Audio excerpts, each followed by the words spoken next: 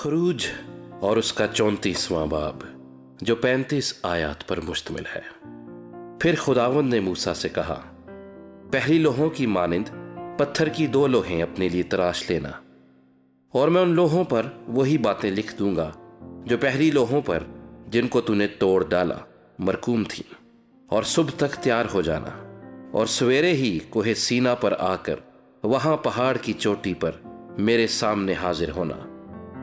पर तेरे साथ कोई और आदमी ना आए, और ना पहाड़ पर कहीं कोई दूसरा शख्स दिखाई दे। भेड़ बकरियां और गाय बैल भी पहाड़ के सामने चरने ना पाए। और मूसा ने पहली लोहों की मानिंद पत्थर की 2 लोहें तराशी, और सुबह सवेरे उठकर पत्थर की दोनों लोहें हाथ में लिए हुए खुदावंद के हुक्म के मुताबिक कोहे सीना पर चढ़ गया। तब खुदावंद अब्र में होकर उतरा और उसके साथ वहां खड़े होकर खुदावंद के नाम का ऐलान किया।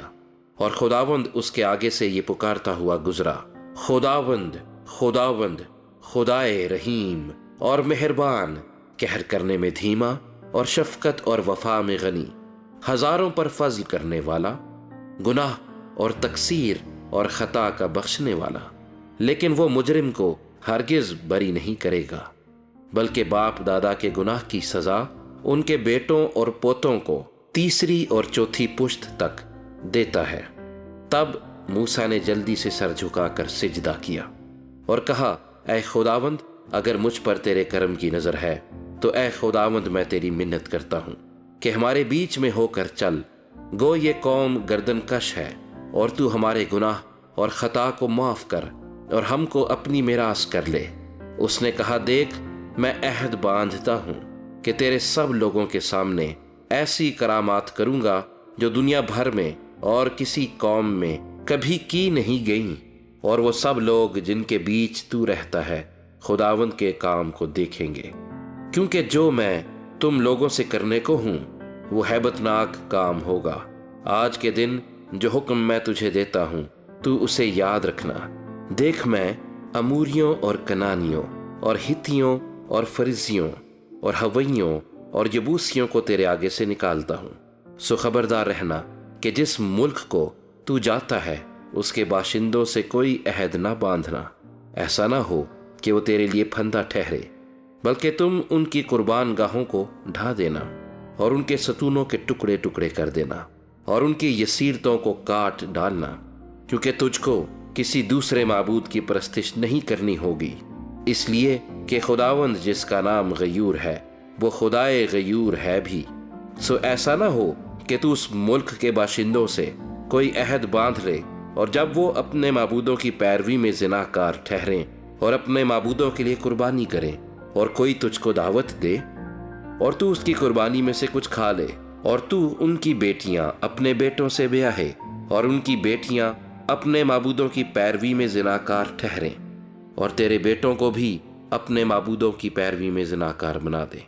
तू अपने लिए ढाले हुए देवता ना बना लेना। तू बेखमीरी रोटी की ईद माना करना। मेरे हुक्म के मुताबिक 7 दिन तक अबीब के महीने में वक्ते मुअय्यना पर बेखमीरी रोटियां खाना, क्योंकि माह अबीब में तू मिस्र से निकला था। सब पहलौठे मेरे हैं, और तेरे चौपायों में जो नर पहलौठे हों, क्या बछड़े क्या बरे, सब मेरे होंगे। लेकिन गधे के पहले बच्चे का फिदिया बर्रा देकर होगा, और अगर तू फिदिया देना ना चाहे तो उसकी गर्दन तोड़ डालना, पर अपने सब पहलौठे बेटों का फिदिया जरूर देना, और कोई मेरे सामने खाली हाथ दिखाई ना दे।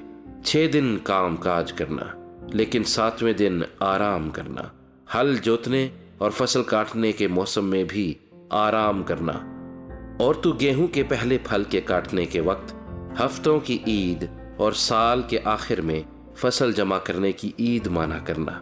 तेरे सब मर्द साल में 3 बार खुदावंद खुदा के आगे जो इसराइल का खुदा है हाजिर हों, क्योंकि मैं कौमों को तेरे आगे से निकाल कर तेरी सरहदों को बढ़ा दूंगा।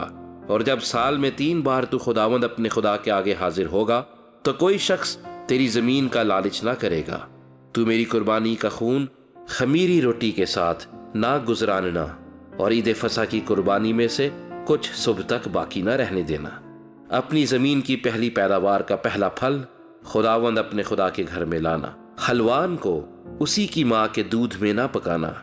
और खुदावंद ने मूसा से कहा कि तू ये बातें लिख, क्योंकि इन्हीं बातों के मफहूम के मुताबिक मैं तुझसे और इसराइल से अहद बांधता हूँ। सो वो 40 दिन और 40 रात वहीं खुदावंद के पास रहा और न रोटी खाई न पानी पिया। और उसने उन लोहों पर उस अहद की बातों को यानी 10 अहकाम को लिखा। और जब मूसा शहादत की दोनों लोहें अपने हाथ में लिए हुए कोहे सीना से उतर आता था, तो पहाड़ से नीचे उतरते वक्त उसे खबर न थी कि खुदावंद के साथ बातें करने की वजह से उसका चेहरा चमक रहा है। और जब हारून और बनी इसराइल ने मूसा पर नजर की और उसके चेहरे को चमकते देखा, तो उसके नजदीक आने से डरे। तब मूसा ने उनको बुलाया और हारून और जमात के सब सरदार उसके पास लौट आए और मूसा उनसे बातें करने लगा।